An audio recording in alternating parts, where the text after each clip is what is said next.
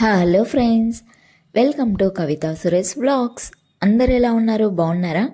నేనైతే చాలా చాలా బాగున్నా. మీరు కూడా బాగున్నారని అనుకుంటున్నాను. సో ఇవాళ ఒక మంచి వీడియోతో అయితే మేము ముందుకు వచ్చేసాను. ఈ వీడియో స్కిప్ చేయకుండా పూర్తిగా చూడండి. ఇది చాలా చాలా మందికి యూజ్ అయ్యే పర్ఫెక్ట్ వీడియో. అస్సలు మిస్ అవ్వద్దు, స్కిప్ చేయొద్దు, పూర్తిగా చూడండి. అప్పుడే మీకు అర్థమవుతుంది. అలాగే నచ్చితే కనుక మీకు లైక్ చేయండి, షేర్ చేయండి, అలాగే సబ్స్క్రైబ్ చేయండి. పక్కనే ఉన్న బెల్ ఐకాన్ అయితే క్లిక్ చేయడం అస్సలు మర్చిపోవద్దు. ఇవాళ చాలా చాలా మంచి టిప్స్ అయితే తీసుకొని వచ్చేసాను. సో అస్సలు స్కిప్ చేయకోకండి, పూర్తిగా చూడండి. మీకు ఏమైనా డౌట్స్ ఉంటే కామెంట్స్లో అయితే మెన్షన్ చేయండి. వాటి గురించి నేను ఫుల్గా మీకు డీటెయిల్స్ అనేది ఎక్స్ప్లెయిన్ చేస్తాను. సో ఇంకా ఆలస్యం చేయకోకుండా వీడియోలోకి అయితే వెళ్ళిపోదాం. తక్కువ శాలరీస్ వచ్చే వాళ్ళంటే ఏదో వాళ్ళ సంపాదన సరిపోకుండానో, పిల్లలకి ఫ్యూజుల కోసమనో, వాళ్ళ పై చదువుల కోసమనో, ఇంట్లో ఏదో సమ్ పర్సనల్ రీజన్స్ వల్లనో బయట అప్పు చేశారు. అప్పుల్లో కూరుకుపోతున్నారు. వాటి నుంచి బయటకు ఎలా పడాలో తెలియక సతమతం అవుతున్నారు. అంటే ఓకే, వాళ్ళ లైఫ్ అంతా అలా వెళ్ళిపోతుంది అంటే ఒక అర్థం ఉందండి. కానీ ఇవాళ నేను చేసే వీడియో వచ్చేసి చిన్న చిన్న సంపాదించే వాళ్ళు కారు, నెలకి 2 lakhs శాలరీ వచ్చే వాళ్ళ గురించి కూడా నేను ఒక వీడియో చేద్దామని చెప్పి వీడియో అయితే చేస్తున్నాను.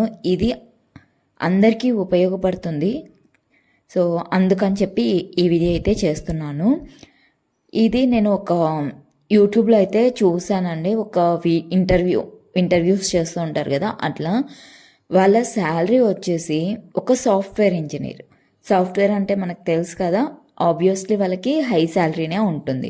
సో 2 lakhs శాలరీ అయినా కూడా చేతిలో చిల్లి గవ్వ కూడా మిగలదంట. అసలు చిల్లి గవ్వ కూడా మిగలదు. మళ్ళీ 1వ తారీఖు వస్తే 1-2వ తేదీలోనే మొత్తం శాలరీ అంతా మొత్తం కటింగ్స్కి వెళ్ళిపోద్ది.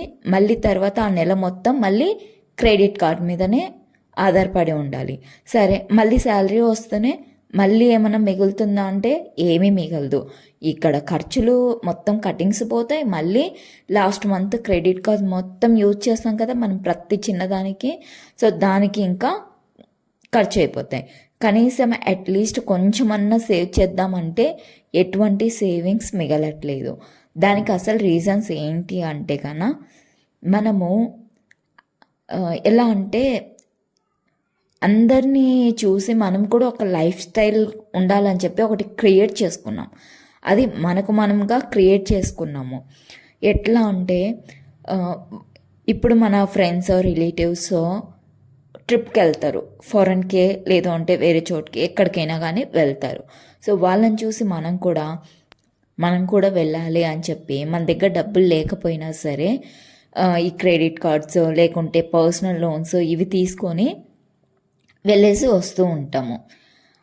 అది మనం సేవ్ చేసుకున్న అమౌంట్ కాదు. మనం సేవ్ చేసుకున్న అమౌంట్తో వెళ్ళి వస్తున్నామంటే ఓకే, దానికి ఎటువంటి ప్రాబ్లం ఉండదు. కానీ ఇక్కడ ఏం చేస్తున్నారు, క్రెడిట్ కార్డు లేదంటే పర్సనల్ లోన్స్ అంటే ఏం చేస్తున్నారు, వేరే వాళ్ళ దగ్గర అప్పు తీసుకుంటున్నారు. అప్పు తీసుకొని వెళ్ళి సరదాగా తిరిగి రావడము కరెక్టేనా అండి? అది అప్పు మళ్ళీ మనకి ఇంట్రెస్ట్ పడుతుంది కదా, వడ్డీ లేకుండా ఎవరు ఇవ్వరు కదా.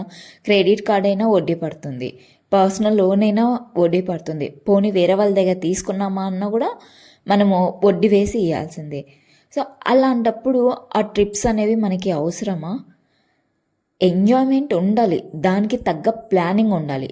ఇప్పుడు నెక్స్ట్ సమ్మర్లో మనం ఒక చోటికి వెళ్ళాలని ప్లాన్ చేసుకున్నప్పుడు ఈ సంవత్సరం నుండే మనం దానికి కొంచెం కొంచెంగా అమౌంట్ అనేది తీసి పెట్టాలి. నెలకు 1000 రూపాయలు, 2000, 3000 ఎంత మనం వేసుకున్న ట్రిప్ ప్లాన్ను బట్టి మనకు వచ్చే శాలరీని బట్టి మనం తీసి అమౌంట్ అనేది పక్కన పెట్టాలి. అప్పుడు ఆ 1 yearకి అమౌంట్ అవ్వంగానే ఆ అమౌంట్ తీసుకొని వెళ్ళి ట్రిప్కి వెళ్ళి రావడం అనేది కరెక్ట్. అంతేకాని మనం అప్పు చేసి వెళ్ళి రావడం అనేది కరెక్ట్ కాదు. అప్పుడు ఇంకా డబ్బులు మిగలాలంటే ఎలా మిగులుతుంది? సో ఇది ఒక మైనస్ మన దగ్గర డబ్బులు మిగలకపోవడానికి. ఇంకొకటి,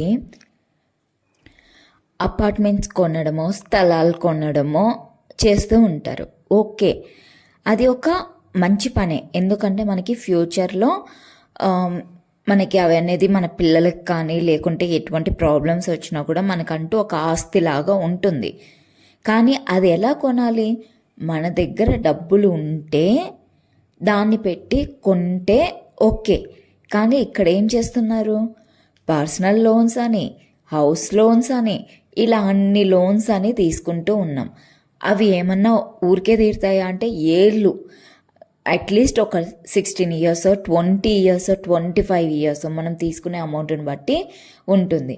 అది ఏమైనా తక్కువ అమౌంటా? మంత్లీ 50, 60, 80 అలా ఉంటుంది. అంత అమౌంట్ మనము 16 ఇయర్స్, 20 ఇయర్స్ కట్టాలంటే అసలు ఏమన్నా పోనీ దానికి వడ్డీ ఎంత అవుతుందో ఆలోచిస్తున్నారా? పోనీ అట్లయినా సరే మనకి ఆస్తి మిగులుతుంది కదా, 20 ఇయర్స్ కష్టపడదాం, మన ఒక 50,000, 80,000 మన డబ్బులు కాదనుకున్నాం, నెలలో మనకు వచ్చే శాలరీ ఇంతే అనుకుందాం అంటే ఓకే. అప్పుడు మనం కొన్న ఫ్లాట్, ఇప్పుడు చాలామంది అపార్ట్మెంట్స్ కొంటున్నారు. సో వాటి లైఫ్ ఎంత, అపార్ట్మెంట్ లైఫ్ ఎంత, అది మళ్ళీ మనకి ఆ టైంకి ఎంత వాల్యూ చేస్తుంది సేల్ చేయాలంటే. అంతలోపు ఈ వడ్డీ, ఇంట్రెస్ట్ ఎంత కట్టాము, ఎంత అమౌంట్ అయ్యింది, అవి క్యాల్కులేట్ చేసుకుంటే మనకి ఏమీ ఉండదు. ఒక్కసారి అలా ఆలోచిస్తే మనం లోన్స్ తీసుకొని అపార్ట్మెంట్స్ కానీ స్థలాలు కొనడం కానీ ఎంతవరకు కరెక్టో మీకే అర్థమవుతుంది. అలా లేదు, మన దగ్గర కొంచెం అమౌంట్ ఉంది అనుకుంటే ఇంకొంచెం అమౌంట్ మనం ఏదో గోల్డ్ పెట్టో లేకుంటే మనకు ఉన్న ఆస్తులు ఏవో తాకట్టు పెట్టో తీసుకున్నామంటే ఆ లోన్స్ కట్టే అమౌంట్ని ఇక్కడ కట్టుకున్నామంటే అక్కడికంటే త్వరగా మన బంగారం మనం విడిపించుకోవచ్చు, మనం తాకట్టు ఏదైతే పెడతామో అవి విడిపించేసుకోవచ్చు. ఇది మనదే అవుతుంది, అప్పుడు అది కూడా మనదే అవుతుంది. అది ఇంట్లో చిన్న చిన్న లాజిక్స్ మిస్ చేస్తూ ఉన్నారండి, చాలా చిన్నవి ఆలోచిస్తే గన.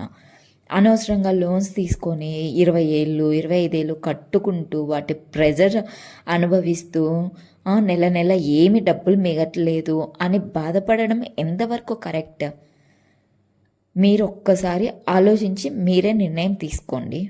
దీనికి నేను ఒక పర్ఫెక్ట్ ఎగ్జాంపుల్ అయితే చెప్తానండి. ఒక 9th, 10th క్లాస్ చదివే పిల్లాన్ని ఒక ఇంటర్వ్యూలో చూశానండి. అడిగితే నీ ఫ్యూచర్ ప్లానింగ్ ఏంటి అని అంటే 654321 అని చెప్పాడు. ఏంటి నెంబర్స్ చెప్తున్నాడని చెప్పి అనుకున్నా. మళ్ళీ ఆ నెంబర్స్కి అతను బ్రీఫ్గా ఎక్స్ప్లెయిన్ చేశాడు. అప్పుడు నాకు ఇంత చిన్న వయసులోనే ఎంత ఆలోచించాడో అనిపించింది. అదేంటంటే 6 అంటే 6 డిజిట్ గల శాలరీ అంటే 1 lakh అట్లా, 1 lakh 2 lakh అలా రావాలంట. 5 అంటే 5 days వర్కింగ్ అంటే మనకు తెలుసు కదా సాఫ్ట్వేర్. అతని గోల్ ఏంటి? సాఫ్ట్వేర్ జాబ్ అయి ఉండాలంట, 5 days వర్కింగ్. అలాగే 4 అంటే 4 వీలర్ కారు.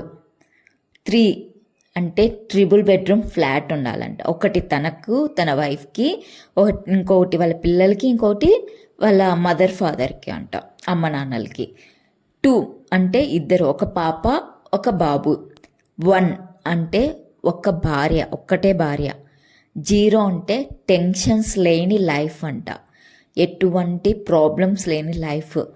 అవన్నీ కావాలంటే నేను ఈ 9th class, 10th class, inter, ఈ పై చదువులు అన్నీ బాగా చదివితే నా గోల్ అనేది నేను సాధించగలను, దానికోసమే నేను కష్టపడి చదువుతున్నా అని చెప్పాడంట.